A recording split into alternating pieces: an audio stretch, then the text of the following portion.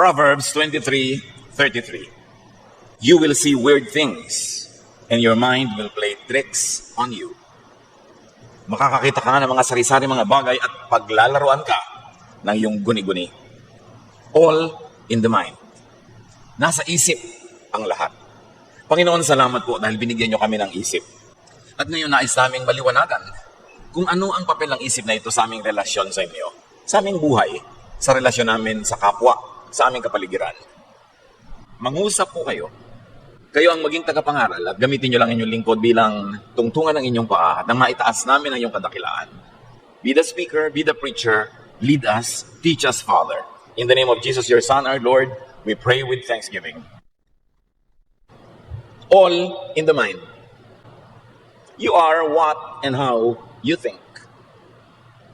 Bakit ang mga tao nagkakaiba-iba ng buhay kahit kuminsan pare-pareho ng nilakihan, pare-pareho ng kinain?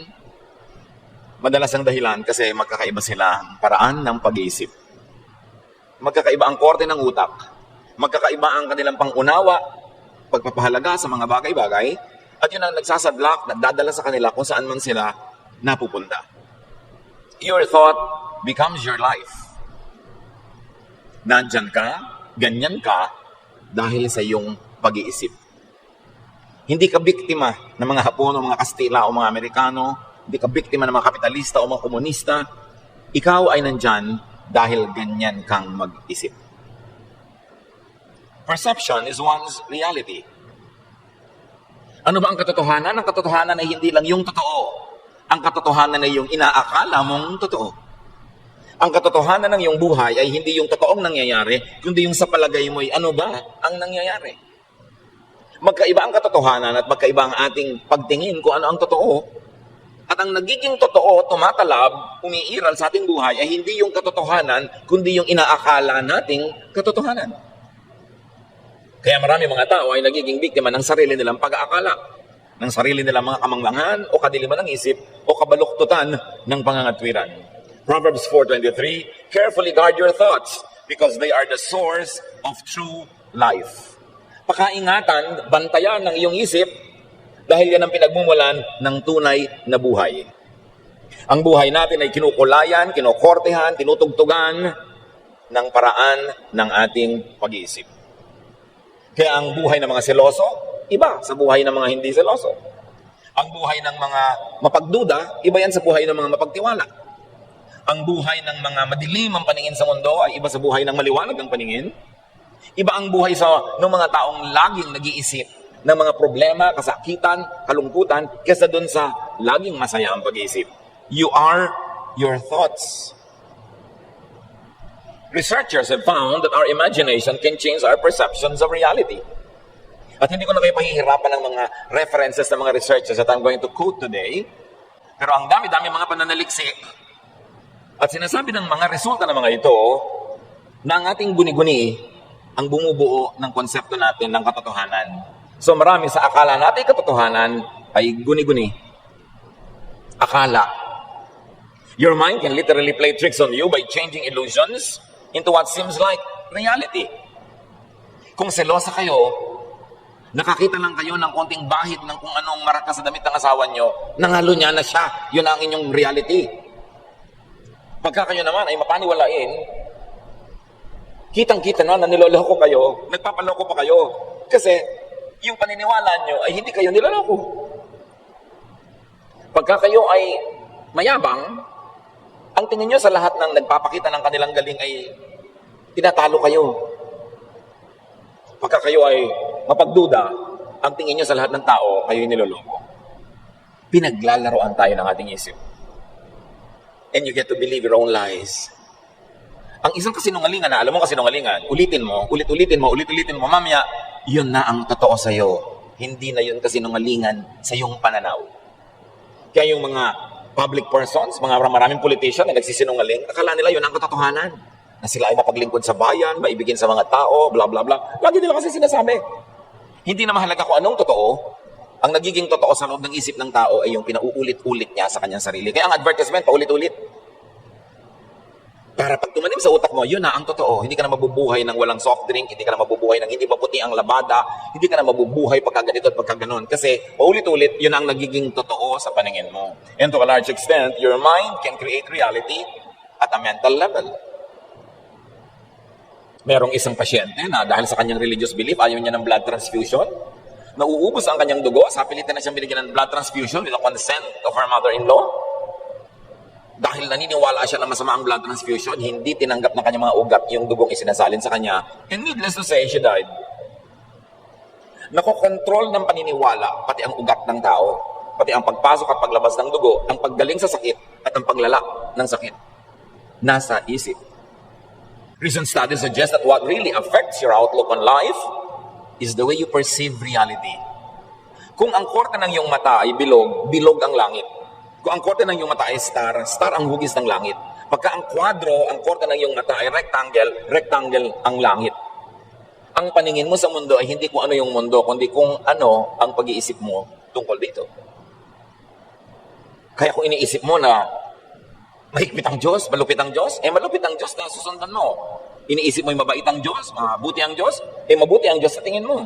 Kaya yung theologizing, yung mga pagtuturo, na lilipat sa isip ng nakikinig, yung korte ng isip ng nagtuturo. Kaya pag napunta ka sa nagtuturo, nagalit ang Diyos sa lahat ng bagay, ayaw ang Diyos na sumaya ka, nagigilty ka na ngayon pag masaya. Hindi dahil masamang nagiging masaya, kundi nakumbinsi mo na ang sarili mo na masamang sumaya, nagigilty ka pag masaya ka. Yun ang reality mo. Proverbs 23:7, for as he thinks in his heart, so is he. Kung paano ka mag-isip, kung anong yung kalooban, yun ka. Thought is one's reality. Ayon din sa mga researches, pag isinara mo ang iyong mata at kinumbinsi mo ang sarili at nag-concentrate ka na maginaw, giginawin ka. At nakumbinsi mo ang iyong sariling mainit, kahit maginaw, mainitan ka. Pag nakumbinsi mo ang iyong sariling magaling ka, gagaling ka. Hindi ka magaling, wala kang kwenta, magiging wala kang kwenta. Pag nakumbinsi mo ang iyong sariling talunan ako, loser ako, magiging talunan ka talaga. At pag nakumbinsi mo ang sarili mong panalo ako, lahat ng gagawin mong aayon sa paniniwala na yon at mananalo ka nga. Kaya dapat ang sinusuri natin mga kapatid ay kung paano tayo mag-isip. May ipinapayo sa iyo ang isang marunong, paano ka nag-iisip? Yabang-yabang naman ito, hindi ako makikinig dito, kala mo siya kung sino. Hindi ka matututo. Pero kung may sinasabi ang isang marunong at sinasabi mo, marunong ito, nag-aral ito, nagsanay, aba, makikinabang ako makinig sa kanya, makikinabang ka nga. Paano ka mag-isip? Pag iniisip mo na ang mga bata, hindi dapat sumaya, dapat perfectly clean ang katawan nila, hindi mo sila paglalaruin. At gano'n ang magiging reality mo kung ano ang tunay na ibig sabihin ng kabataan. Pag iniisip mo na ang kabataan ay dapat fast forward sa pagtanda, huwag kang kumilos bata, dapat bata ka pa, asal matanda ka na, gano'n mo itatrato ang mga bata sa iyong paligid. Dapat sinusuri, paano ba ako mag-isip? Psalm 26:2, test my thoughts and find out what I am like. Pag nakumbinsi ang sarili mo na magkakaroon ng end of the world, lagi, everyday, lagi yun ang alam ng utak mo, takot ka everyday. Pag nakumbinsi mo ang isip mo na conservative ang Diyos, mapipilitan ka maging conservative. Ano ang konsepto mo tungkol sa Diyos, tungkol sa bayan, tungkol sa ano ang tama at mali? Ganon ka mabubuhay. At pag nakumbinsi ka ng mga religious teaching na masama ka, makasalanan ka, marumi ka, laging ganon ang paningin mo sa iyong sarili. Ano ang pinapayagan ninyong pumasok sa inyong isip? Pinapayagan niyo ba ang mga basurero na magtapon ng basura sa inyong bakuran? Hindi. Pinapayagan niyo ba ang magnanakaw na pumasok sa inyong bahay? Hindi. Pero bakit natin pinapayagan ng maraming mga maling kaisipan na pumasok sa ating utak? Samantalang yung utak ang sentro ng ating pagkatao, doon nagmumula ang lahat ng ginagawa natin sa ating iniisip. At hindi lang yon, kung anong iniisip mo, yun ang ina-assign mo sa iba. Kaya yung mga tatay na sobrang nang denggoy ng mga babae nung binata pa siya, ang higpit sa mga anak na dalaga kasi iniisip niya lahat ng lalaki sa mundo magdedenggoy pagka meron pagkakataon. Yung mga babae na sobrang kumirengkeng nung araw, akala nila lahat ng babae kikirengkeng, kaya dududa sila sa lahat ng babae sa mundo. Kung ano ka, ina-assign mo yun sa iba. Kaya ang sabi nila, ang magnanakaw ay galit sa kapwa magnanakaw. Kaya kung mapangloko ka, iniisip mo lagi, niloloko ka ng lahat ng tao. Ngayon, kung hindi ka naman mapangloko, iniisip mo walang manloloko, kaya naloloko ka. Yung may mga sobrang mababait, hindi naman siguro, mabait siguro naman yung tao, ninanakawan lang nga, hindi naman siguro. Kasi hindi siya magnanakaw. Kaya ina-assign niya sa iba na, hindi rin magnanakaw yung mga yon, kasi ganun ako. Ina-assign natin ang ating sarili sa iba. Kaya kung paano ka mag-isip tungkol sa kapwa, isang salamin yon kung Sino ka? We can project our thoughts in the minds of other people. Kung ano iniisip natin. Iniisip natin na, yun din ang iniisip ng ating kapwa. Kaya marami sinasabihan mo ko ng good morning, mangungutang ka, no? Yung kasi pag nag-good morning tayo, may masama tayong balak sa kapwa. So pag may nag-good morning sa atin, iniisip natin, may masamang balak din sila. Proverbs 27:19, you see your face in a mirror and your thoughts in the mind of others. Kung paano daw nakikita mo ang mukha mo sa salamin, pag nananalamin ka, ganon din mo nakikita ang sarili mo sa mukha ng iba. Hindi mo sila nakikita, ang nakikita mo, sarili mo rin. Kaya kung manloloko ka, iniisip mo, manloloko ang lahat. Kung mabait ka, iniisip mo rin, mabait ang lahat. The advantage, may disadvantage. Pag hindi natin sinuri kung paano tayo mag-isip. Thought power is the key to creating your reality. Pag marumi ang iyong buhay, marumi ang iyong isip, marami rin ang tingin mo sa kapwa. Pero pag mabait ka, mabuti, normally ang tingin mo rin sa iba, mabait at mayroong likas na kabutihan. To control your destiny. Para makontrol mo kung saan ka pupunta sa buhay, you must learn to control the nature of your dominant, habitual thoughts. Dahil kung paano ka mag-isip, ayun ang iyong magiging buhay, dapat kontrolan mo ang pag-iisip mo at dalhin mo doon sa gusto mong buhay. At yung kadalasan ay paraan ng iyong pag-iisip, yun ang pupuntahan ng iyong buhay. Kung negative ka mag-isip, magiging negative ang buhay mo. Kung lagi ka na lamang na madilim ang isip, madilim ang paningin sa mundo, magiging madilim ang buhay mo. Paano ka mag-isip? You can attract into your life that which you intend to have and experience by thinking about it. Marami ng researchers na nagpatunay niyan. Your thought is a magnet in reverse. It attracts its own kind. Nakita nyo? Drug user ka. Tatatlong minuto ka pa lang sa kabanatuan, may kabarkada ka ng drug user doon. Nakilala mo na agad. Kung ano yung bisyo mo, kalula, pupunta pa lang sa isang lugar, nakahanap ka na ng mga kapwa. Nagtitipon-tipon kayo, nakakakilala kayo agad. Sa isang tikwas ng mata, sa isang kurap ng talukap ng mata, nagkakakita-kita na yung magkakagrupo because you think alike. And you attract each other. Yung magnet, you attract your opposite. Pero sa thinking, you attract yung kamukha mo. Kaya mag-grupo-grupo kayo agad, ang mga chismosa. Wala pang 1 second na nasa loob ng isang bulwagan, magkakakilala na agad. At may chinichismis na yan agad. Sa isang talsik lang ng mata, nakakilala na, chismosa ka rin, halika dito, chismisan natin tong isang babaeng naka-orange. Ang bilis. Yung mga babaero, ganun din lahat. Kasi ang mga utak natin, kahit hindi kumikibo ang ating bibig, nag-uusap-usap yan. Birds of a feather flock together. Now, thought creates and changes body chemistry, electricity, and kinetics. Even the mechanism of the body, nai-impluwensya ng pag-iisip. Yan sinasabi nila, mind over matter, faith over obstacles. Kung paano ka mag-isip, naapektuhan ang iyong katawan, ang iyong blood pressure, ang iyong body electricity.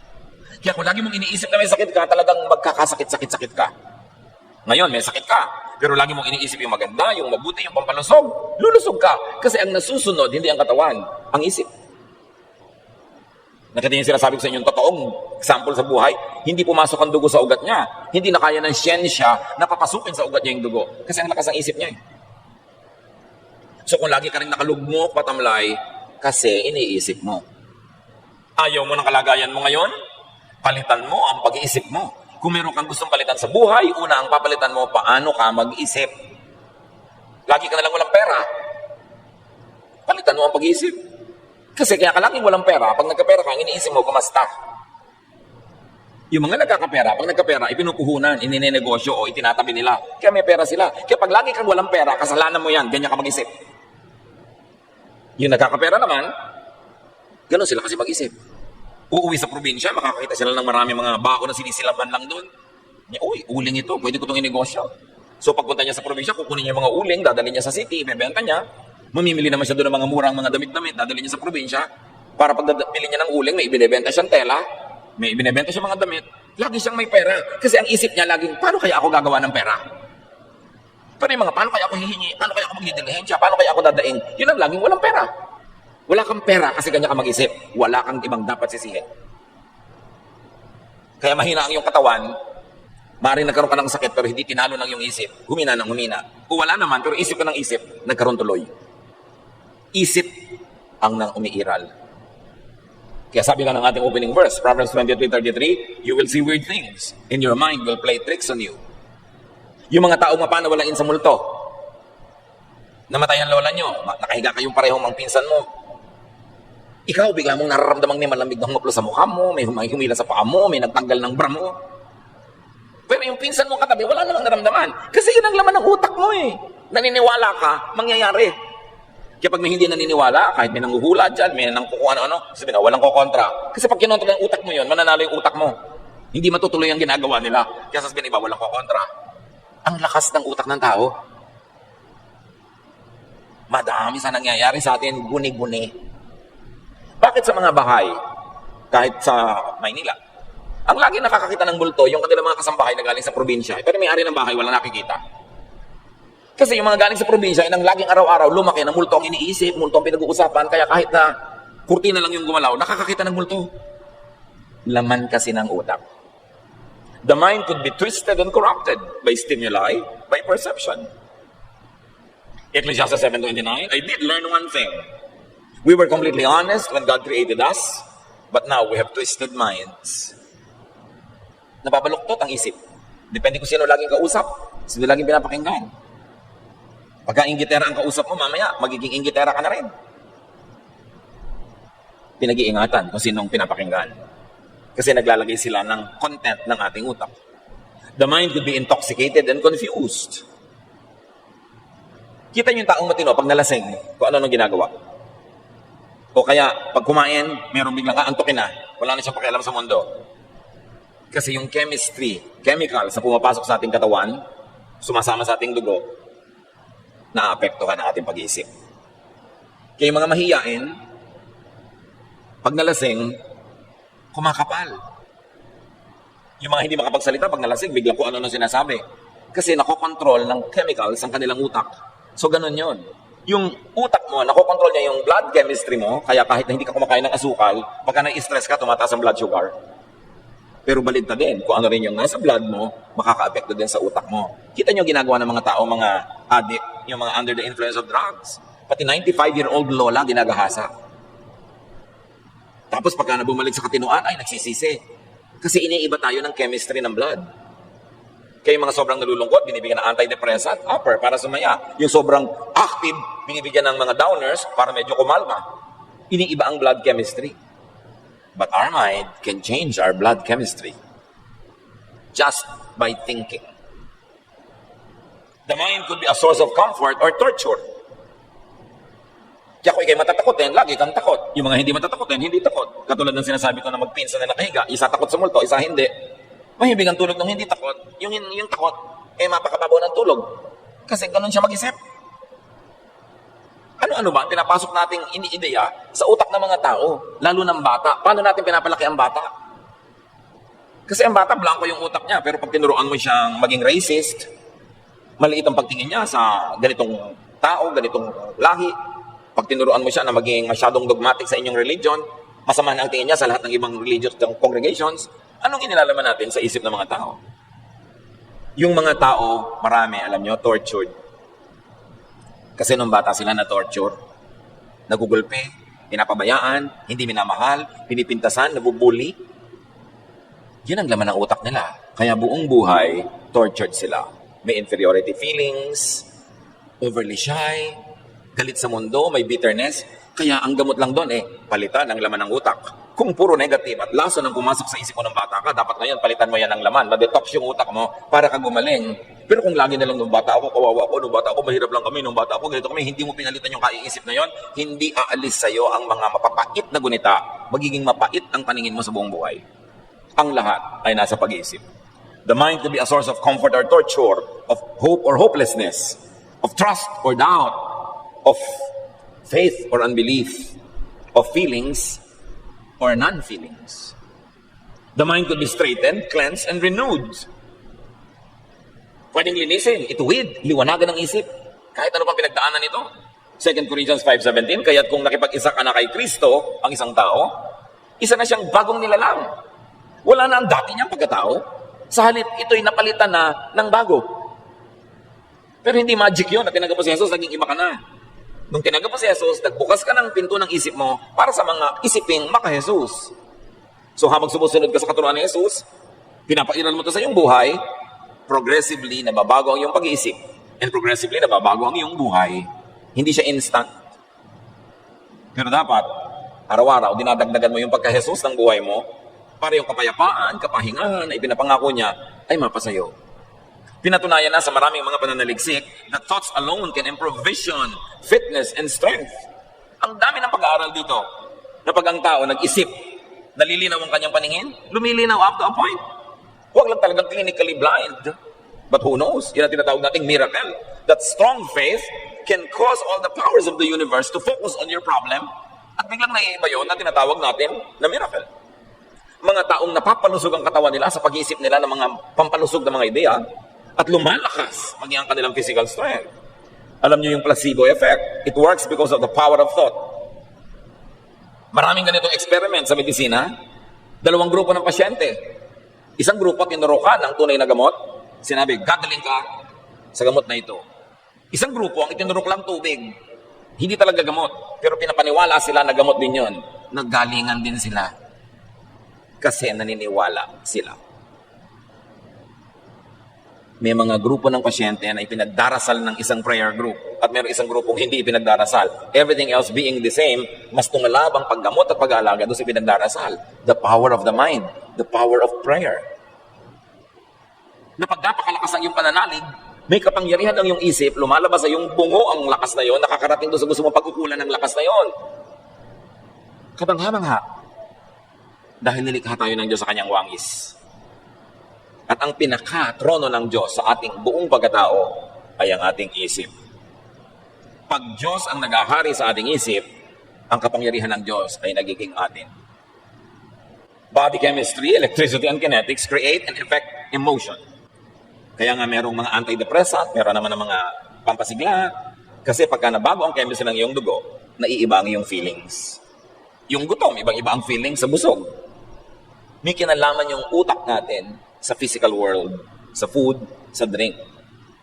Kaya sabi ng Desiderata, many fears are born of fatigue and loneliness. Pag ang tao ay laging pagod at laging malungkot, dumarami ang kanyang kinakatakutan. Pero pag siya ay nagpapahinga, at lalo na't may kasiyahan ng kanyang buhay, kumukonti ang kinakatakutan niya. Kaya dapat pinag-aaralan natin, how am I behaving? Lagi ba akong galit? Lagi ba akong stressed? Lagi ba ako nagsiselos? Lagi ba ako nagdududa? Because according to research, behaving in an emotionally intense way for an extended period will ultimately create physical illness. Pag lagi kang galit, magkakasakit ka. Pag lagi kang nagsiselos, kakasakit ka. Pag lagi kang nag-aalala, natatakot, magkakasakit ka. Galing sa iyong sariling utak. Kaya isang interesting field of study, yung mga artista na laging heavy drama ang role, yung nag-iiyak, naglululupasa, yung galit na galit, siyempre may talabi sa katawan niya yon. Interesting na pag-aralan kung ano nangyayari sa kanilang kalusugan later on in life. At ayon din sa mga pag-aaral, marami mga tao na nakakaroon ng arthritis, rheumatism, strokes, stomach ulcers, headaches because of long-term psychological tension. Na pagka laging may inaalala, iniisip, may dramang bukid lagi, yung mga sakit na ito lumalabas sa katawan na kung pinapalitan ng pag-iisip, nawawala rin yung sakit. Eh lahat tayo maraming stress, maraming broken marriages, broken homes, maraming away, maraming gulo, maraming bayarin. Pero pag yan ang pinairal mong laging laman ng iyong utak, magkakasakit ka. Tingnan ninyo yung mga kamag-anak niyong tamad at batuga na hindi nag-iisip ng bayarin, ng enrollment, sila yung masaya. Mahihimbing matulog. Ikaw na lagi nag-aalala, kwenta ng kwenta, bayad ng bayad. Sabi sa mga tao, magtipid kayo, isara nyo yung ilaw, patay yung tubig, huwag kayo mag-electric fan, huwag kayo mag-plancha ng pambaka, isayang ang kuryente. Kayo yung may ulcer. Kasi lagi ka nag-iisip. In the fields of neuroscience, yung tungkol sa brain, endocrinology, yung mga tungkol sa atay, mga internal organs, and psychology, sila ngayon ay pinaghahalo-halo ng medisina in a discipline called psychoneuroimmunology. May bago ng ganon. Pinagsama-sama yung tatlong discipline as medicine discovers the precise links between the states of mind emotional moods, and physical chemistry. Kaya holistic na dapat ang paggamot sa pasyente. May kinalaman ang iniinom mong gamot, ang kinakain mo, sa nararamdaman mo, iniisip mo, mga kinakatakutan mo. Lahat ng yun naglalakip-lakip to define your state of health or your state of illness. Kaya hindi na sapat umiinom ka lang ng gamot. Dapat pinapasaya mo rin yung isip mo. Tinatanggal mo yung mga stress at tension. Kasi kahit kainom ng gamot, pero lagi kang nagmumura, lagi kang galit, lagi kang natatakot, hindi rin yung tatalab. Kailangan nagkakalakip-lakip yung damdamin, yung puso, yung katawan, physical world, and the spiritual world. To create and change emotion, change your body chemistry, or change your thoughts. Kaya di ba yung galit na galit ka, bilis-bilis ang pintig na yung puso, ang taas ang yung presyon, relax. Relax. Huwag ka magsalita, manahimik ka, uminom ka ng tubig, maiiba ang andar ng iyong katawan. Kailangan ng tao matuto mag-relax. Kahit wala pa yung solusyon sa problema niya, kahit malaki ang problema niya, dapat madisiplina ang isip na magpahinga. Kasi kahit naman isipin mo, hindi rin naman nalulutas yung problema, nadadagdagan lang ang problema kasi magkakasakit ka. To change the thought, change your body chemistry. Change what you eat. What we eat affects our moods. Kaya tinitingnan din natin yan. Be aware. And because of thought and habits, sabi sa Revelation 22:11, evil people will keep on being evil. And everyone who is dirty-minded will still be dirty-minded. But good people will keep on doing right, and God's people will always be holy. This is because of habitual thinking. Pag naging habit mo na gano'n, magiging gano'n ka talaga. Kailangan you break out of that habit. Paikot-ikot lang na parang Ferris wheel ang buhay mo. Kailangan tumalon ka at lumabas ka doon para hindi ka paikot-ikot. Cyclical ang buhay. Think into becoming. Think into being something or someone. Kaya yung mga tao may pangarap, madalas yun ang mga tao naiiba ang buhay nila. Pag ang pangarap ay ginawa nilang plano, hindi lang pangarap. Pag may pangarap na nagiging plano, pag may plano, may gawa, naiiba ang buhay. Kaya tinatanong mo rin sa nanliligaw sa'yo, ano bang pangarap mo sa buhay? Ikaw, ay tumigil ka. Hindi natin pagkakapirahan na gawin mo akong pangarap. No? Anong pangarap mo? Wala kang pangarap. Ayoko sa'yo. Gusto ko yung may pangarap. Gusto ko yung may ambisyon. Because if you fail to plan, you plan to fail. Anong laman ng iyong isip? Decide what you want to be and think towards it. Kaya yung mga mag-enroll pa lang, first year college, ang gusto nila maging summa cum laude, sila yung nagiging summa. Hindi yung walang plano, nung graduation, ha? Summa? Oh, wow! Walang ganon. Pinaplano yan, pinagtatrabahuan, ginagapak, inaakyat para mangyari. It all begins in the mind. Mahirap kayo, pamilya nyo, pagkahirap-hirap. Sasabihin ng ibang kapatid mo, talagang ganyan lang ang buhay. Wala tayong magagawa. 30 years later, mahirap pa rin yun. Pero yung kapatid na sinabi niya, ayoko ng ganitong buhay, ayoko ganitong tirahan, ayoko ng ganitong pagkain, yun ang 30 years later, iba ang buhay. Kasi sa isip niya, nagplano siyang ibahin yun. Kailangan nag-iisip ang tao. Ang iniisip mo, napakadalas siyang mangyayari. Bakit? Kasi ang iniisip mo, panalangin yun, kahit walang amen. Mark 11:24, everything you ask for in prayer will be yours. If only you have faith. Kasi ang faith, hindi lang naniniwala ako, Lord, bigyan niyo po ako ng magandang buhay. Hindi lang yun naniniwala, may plano yun. Pagagandahin niya yung buhay niya. Kasi ang tunay na faith, pananalig, may aksyon. Hindi lang dasal. So kung tunay ka nagdarasal, Lord, gawin niyo po ako. Gusto ko pong gumraduate sa board. Gusto ko pong makatapos ng ganito. Gusto ko pong makapagtanim ng 5 hektaryang pinyahan. Siyempre, may gagawin ka. Kasi naniniwala kang yun ang maganda para sa'yo. Faith without action is dead. Kaya ang sabi, pag ipinanalangin mo at naniniwala ka, matutupad. Hindi magic. Kasi ang paniniwala mo ay magbubunsod sa iyo para gawin ang lahat ng tamang dapat na hakbang para mangyari yung ipinanalangin mo. May kapangyarihan ng panalangin na tunay na paniniwala. Kaya baliwala yung prayer na hindi ka naman naniniwala, pray ka pa ng pray. Oy, ba't ka nag-pray na gumaling ka, naniniwala ka ba? Hindi, malay mo rin mangyari. Wala mangyayari doon.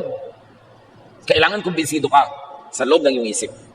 Kaya yung mga tao na naka-accomplish, umahon sa lusak, na-improve ang buhay, napaganda ang lahat, naniwala yon na pwede niyang magawa yon at gumawa siya ng mga tamang hakbang para gawin yon.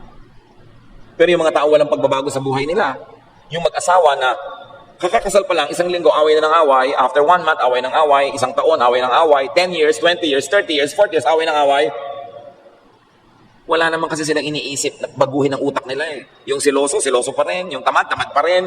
Yung palaaway, palaaway pa rin. So away sila ng away kasi wala silang binabago. Kung ayaw mo ng buhay mo ngayon, baguhin mo ang pag-iisip mo tungkol dyan at yan ang simula ng pagbabago.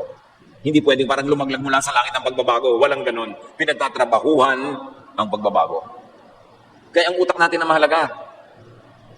Kaya yung matalino na sa likas, nag-aral pa na nag-aral, at pag-usap pa sa marami mga matalino, nag-observe ng nag-observe, patalino ng patalino ng patalino, maiiwan nun, kahit mga kaibigan, kamag-anak, kapatid, na hindi aral ng aral at hindi masyadong hasa ng kanilang karunungan, maiiwan lahat. Kasi yung utak, patalino yun ng patalino, habang pinapatalino mo, at pabobo ng pabobo, habang pinapabobo mo. So sino mga kausap mo, mga bubing ba, mga matalino, huwag ka magtaka. Pag nakikipag-usap ka dapat sa mga hindi matalino, it's only out of charity, but not for amusement or enjoyment. Kasi pag enjoy na enjoy ka, mga kausap mo yung hangal, magkakandahangal-hangal ka sa buhay. Kaya pagtanda mo, walang nangyari. At yung mga taong walang nangyari, 5 years ago, 10 years ago, 15 years ago, pag nakita mo, yung pa rin ang utak, wala man lang nakausap na matino yun. Wala man lang nabasang matinong libro, napanood na matinong show. Wala. Kaya yun pa rin at yun ang utak. Nakulong ang utak. Choose what to hear, what to listen to, and what to tell yourself. Pipiliin mo kung sino pinapakinggan, ano nakikita, at kung ano ang sinasabi ng utak mo sa sarili mo. Ano sinasabi ng utak mo sa sarili mo? Kawawa ka. Dapat kaawaan ka ng mga tao. Dapat tulungan ka nila. Dapat bigyan ka nila kasi kawawa ka. Magiging pulubi ka. Pero pag sinasabi mo sa utak mo na, hindi ako aasa ng aasa, kahit binibigyan nila ako, tinutulungan nila ako, gagawa ako ng paraan, maghahanap buhay ako, magiging independent ka. Ano ang sinasabi mo sa sarili mo? Kasi yun ang gagawin mo eh. Ecclesiastes 7:21, do not pay attention to every word people say. Pinipili mo ang pinapakinggan. At nakikinig ka na, may salaan pa yung tenga mo para mayroong pinapapasok at mayroong hindi. Pag ang lagi mong kausap ay kakampi mo, yung kamukha mo ng pananalig, pareho kayo ng kagalit, pareho kayo ng kaaway, anong gagawin nyo sa isa't isa? Ilulubog nyo ang isa't isa. Kasi wala nagbibigay ng balance. Dapat nakikinig ka rin dun sa, huwag ka na magalit doon, baka naman mali ang iniisip mo tungkol sa kanya. Ngayon sa kanya ka nagalit. No, dapat nakikinig ka sa ganon. Hindi yung kampi ng kampi sa'yo, kahit ano na lang, lagi mong kakampi. Walang maitutulong sa'yo yan. Hindi ka tatalino. Pag lagi kang kinakampihan. If the mind can be used to heal, it can also be used to kill. Di ba may placebo effect? Yung hindi naman gamot pero pinapaniwala kang gamot, tumatalab sa'yo. Meron namang nocebo. Yung gamot na pero pinaniniwala ka, hindi pa rin yung tatalab. So, hindi pa rin yung tatalab kahit gamot yun. Negative beliefs or negative expectations can kill. Yung ginagawa ka na ng mabuti, so hindi naman mabuti yan.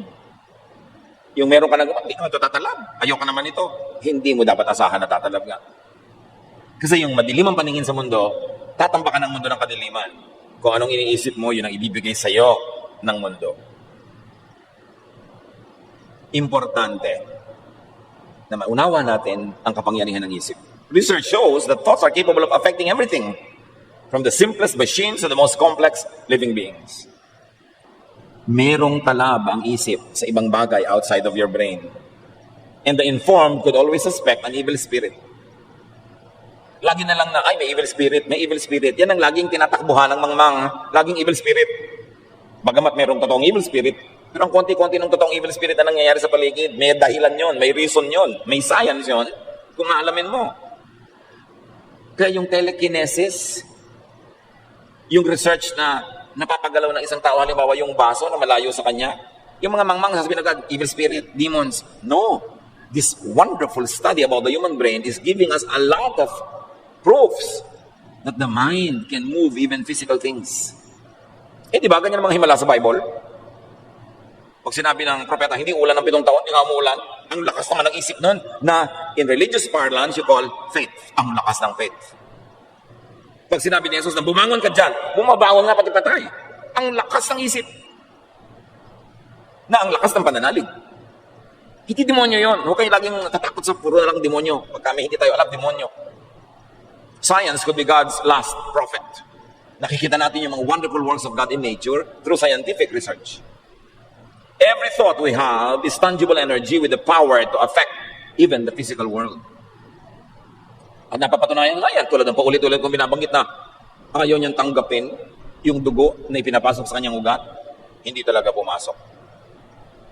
Researchers have demonstrated that human intention can even affect a variety of living systems such as bacteria, mga daga, mga pusa at aso, pati paglangoy ng isda, naapektuhan ang iyong pag-isip.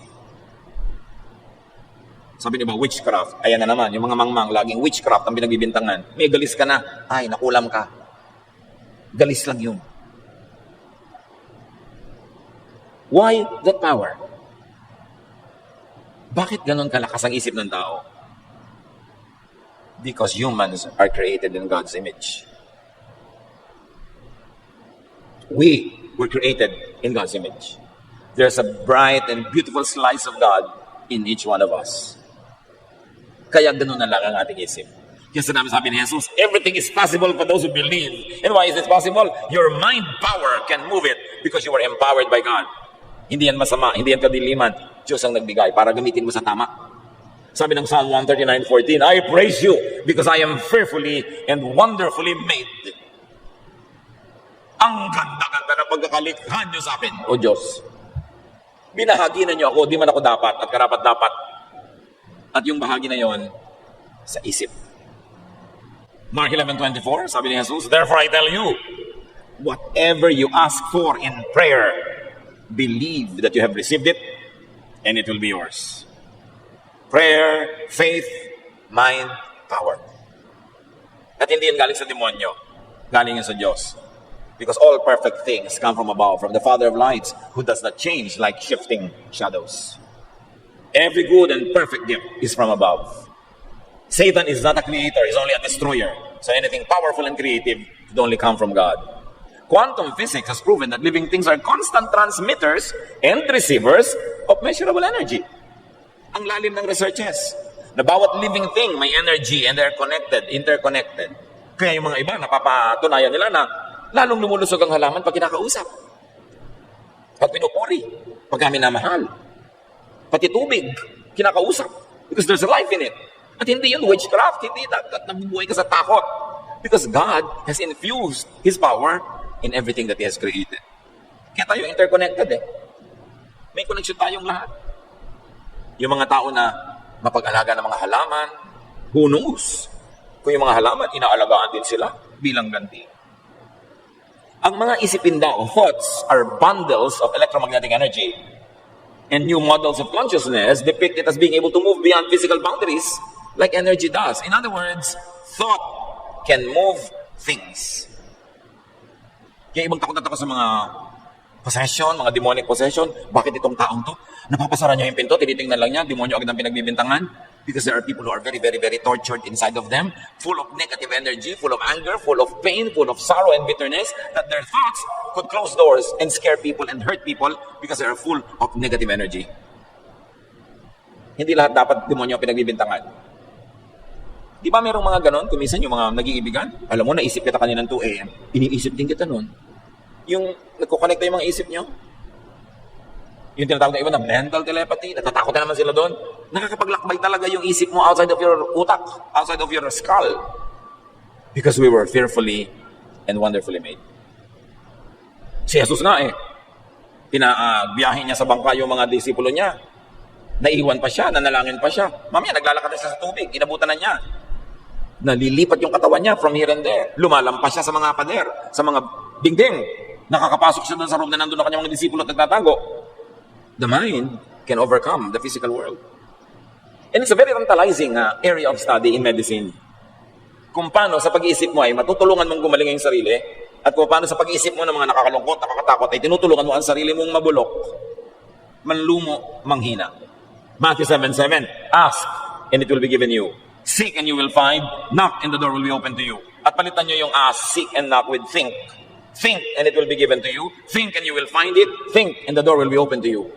Prayer, faith, belief, mind power could all be under one in the same umbrella. This is the power of faith and prayer. Faith moves the physical world. Kaya sabi ni Jesus, if you have faith as big as a mustard seed, tell this mountain to lift itself up and it will. Siyempre, isang exaggerated na figure of speech yun. Pero sinasabi niya, kayang pagalawin ng utak mo, ng pananalig mo, pati bundok.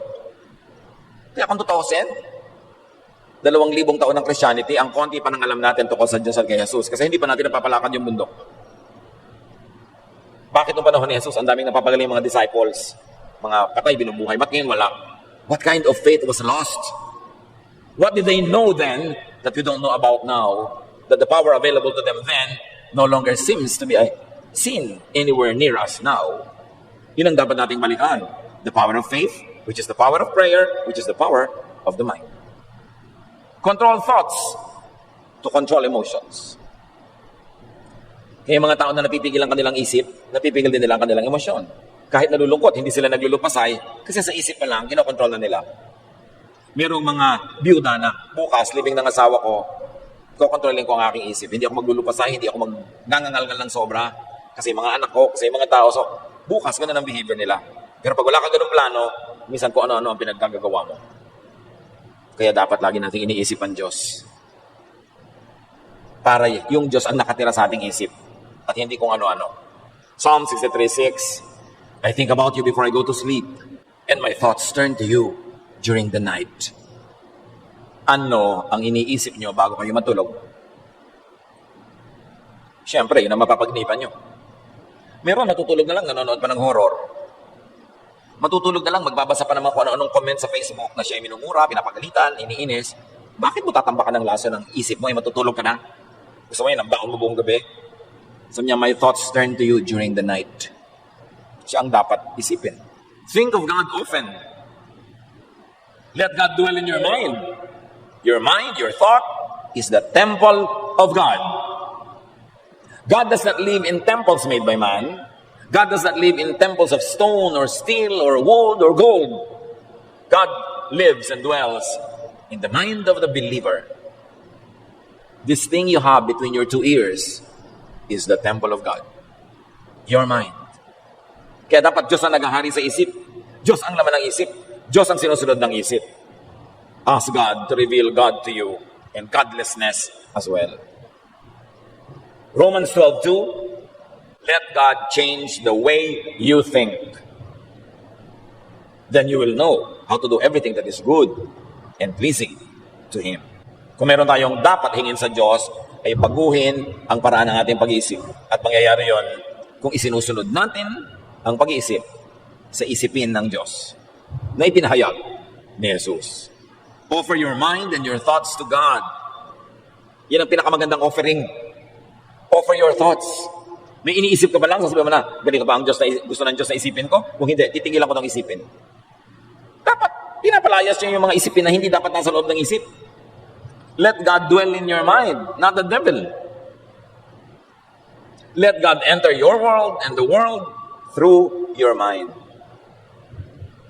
Gustong mahalin ng Diyos ang maraming tao? Papasok siya sa ating isip. Mag-iisip tayong mahalin ng mga tao. May gagawin ng mga kamay at paa natin para mahalin ng mga tao. Pumasok ang Diyos sa mundo through our mind. Kaya dapat channel ng Diyos ang ating isip. Develop your mind so you could know God more. Because the more you know God, the more powerful your thought, your faith, your prayer will be. 2 Corinthians 3:18, so our faces show the bright glory of the Lord, as the Lord's Spirit makes us more and more like our glorious Lord.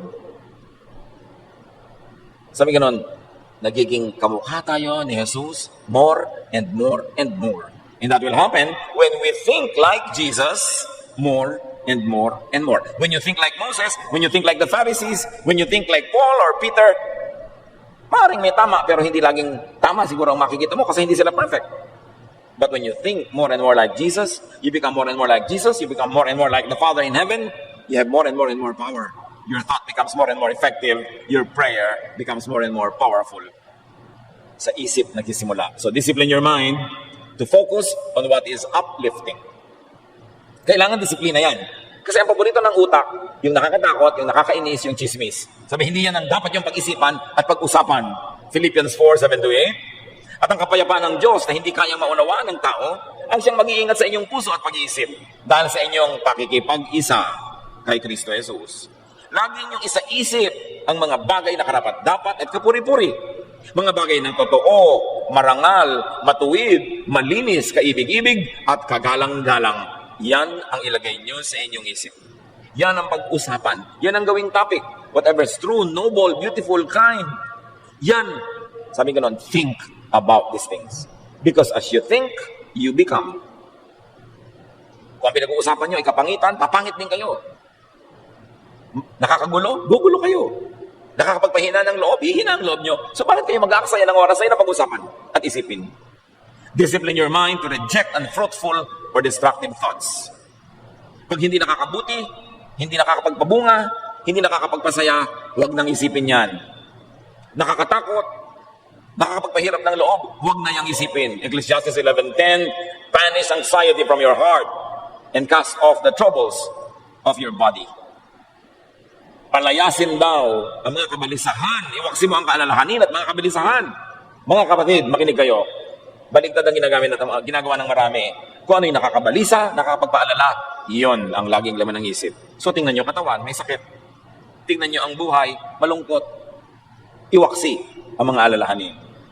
Through meditation, habitual thoughts of hatred, anger, and revenge are replaced with intentional thoughts of acceptance, cooperation, unconditional love, and forgiveness. Kaya mabuti yung nagbubulay-bulay, nagninilay-nilay, nag-iisip-isip, nagme-meditate. Nakakapagpabago yon ng isip.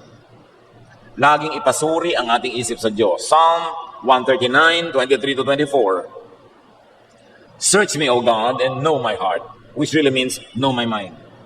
Test me and know my anxious thoughts. See if there's any offensive way in me and lead me in the way everlasting. Siyasatin niyo po ako, O Diyos. Kilalanin niyo ang aking pag-iisip. Suriin ninyo ako at ibunyag niyo ang mga mapag-alala at mapag-problema kung paraan ng pag-iisip. Tingnan niyo kung may mga paraan akong hindi kaibig-ibig. At akayin niyo ako sa paraang maganda, tama, at mainam. Sabi nila, plant a thought, harvest an act. Pag nagtanim ka ng isang iisipin, ang bunga niyon, paggalaw, pagkilos. Plant an act, reap a habit. Pag may ginawa ka, pinaulit-ulit mong ginawa, magiging ugali mo na. Plant a habit, harvest a character.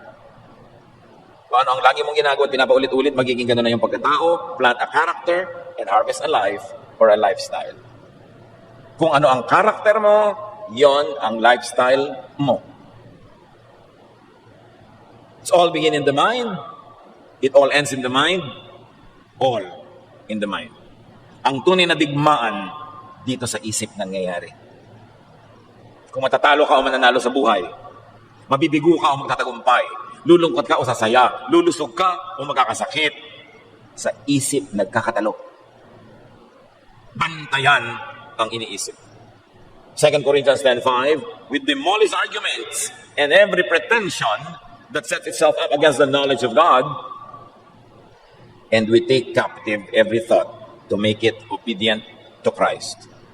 Ginigiba namin ang lahat ng mga baluktot at pangangatwiran at lahat ng mga pagbabalat kayo na lumalaban sa katotohanan at karunungan ng Diyos, at ipinabibihag namin kay Jesus ang bawat isipin na tumatawid sa aming utak. Take every thought captive to the name of Christ. Ipasako para sa Jesus ang maghari sa ating isip. At pag nangyari yun, doon natutupad yung pangako niya, come to me all of you who are tired and heavy laden, and I'll give you rest. Magkakaroon ka ng kapahingahan pag nakontrol mo ang paraan ng iyong pag-iisip. Mayaman ka man, pero yung isip mo, lagi na lamang pag-aalala, feeling mahirap ka pa rin at walang pera. At kahit wala ka masyadong pera, pero yung pag-iisip mo, naturuan mo maging kontento, mapagtiwala sa Diyos, feeling mayaman ka. Alam niyo yung nararamdaman ng tao, hindi sa dami ng laman o kakontian ng laman ng bulsa. Nasa laman ng utak. Nasa utak kung sasaya ang marriage niya o hindi. Nasa utak kung magiging maganda ang buhay niyo sa pamilya niyo o hindi. Nasa utak kung uunlad ka o hindi. It's all in the mind. Dear Lord, teach us to surrender every thought to the name of Jesus. Naunay kilalanin namin talaga yung anak na si Jesus para maisunod namin sa kanya ang paraan namin pag-iisip. Siyasatin mo ang pag-iisip namin ngayon, O Diyos. Kung meron dito mga kapatid na lagi nag-iisip ng nakakatakot, nakakalungkot, nakakapagpawala ng gana, turuan niyo kaming baguhin ang aming pag-iisip. Maging positive, maging peaceful, maging loving. Pagbulay-bulayan natin mga kapatid sumandali, huwag pagmadalian, pag-isipan kung ano ang kahulugan ng lahat ng ito sa ating buhay at paano tayo mapagpapala ng Diyos sa pagkilala sa katotohanan na ang isip ay ipabihag kay Jesus, hindi sa iba. Lord, as your people ponder the meaning of these words, give us wisdom so that we may apply this in our daily life. mapag-isa, makipagniig kasama ang Panginoong Diyos.